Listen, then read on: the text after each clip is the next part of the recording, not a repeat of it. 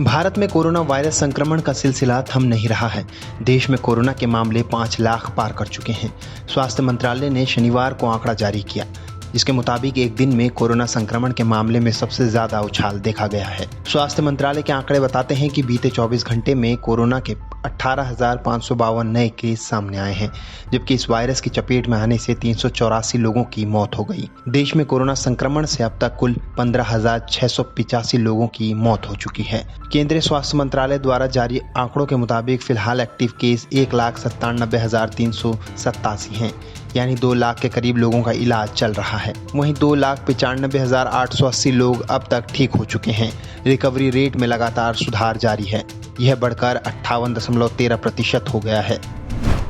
कांग्रेस नेता राहुल गांधी लगातार मोदी सरकार पर सवाल खड़े कर रहे हैं। लद्दाख के गलवान घाटी में चीन से हिंसक झड़प में 20 भारतीय सैनिकों की शहादत पर प्रधानमंत्री नरेंद्र मोदी से लगातार जवाब मांगे जाने के बाद आज उन्होंने कोरोना वायरस संक्रमण के मामले पर सवाल खड़ा किया है। राहुल गांधी ने कहा है कि केंद्र सरकार के पास कोरोना से निपटने के लिए कोई योजना नहीं है। राहुल गांधी ने ट्वीट किया, कोरोना वायरस देश के नए हिस्सों में तेजी से फैल रहा है। भारत सरकार के पास इससे निपटने का कोई प्लान नहीं है। प्रधानमंत्री खामोश हैं। उन्होंने महामारी के सामने आत्मसमर्पण और इससे निपटने से इनकार कर दिया है। राहुल गांधी ने कोरोना वायरस के मामले पर मोदी सरकार पर ऐसे समय निशाना साधा है जब देश में संक्रमित मरीजों का आंकड़ा 5 लाख से ज्यादा हो चुका है।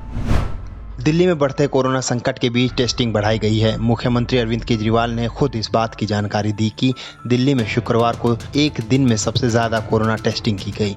राजधानी में एक दिन में 21,144 सैंपलों की जांच की गई। दिल्ली के मुख्यमंत्री अरविंद केजरीवाल ने अपने आधिकारिक ट्विटर हैंडल से ट्वीट करते हुए कहा कि दिल्ली में एक दिन में सबसे ज्यादा परीक्षण किए गए। उन्होंने लिखा कि हमने कोरोना परीक्षण को 4 गुना बढ़ाया है। दिल्ली में अब बहुत आक्रामक परीक्षण और आइसोलेशन की रणनीति अपनाई जाएगी।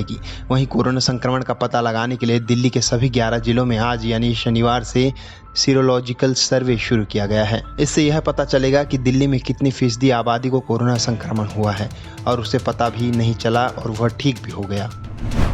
शनिवार को भी लगातार 21वें दिन पेट्रोल और डीजल की कीमतों में बढ़ोतरी हुई। दिल्ली में आज पेट्रोल 25 पैसे और डीजल 21 पैसे महंगा हुआ। पिछले 21 दिनों में डीजल 11 रुपये और पेट्रोल 9.12 रुपये महंगा हो चुका है।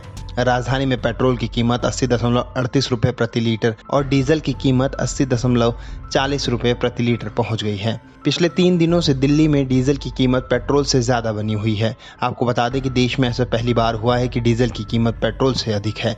हालांकि ऐसा सिर्फ दिल्ली में ही है। देश के अन्य हिस्सों में डीजल की कीमत पेट्रोल से ज्यादा नहीं है।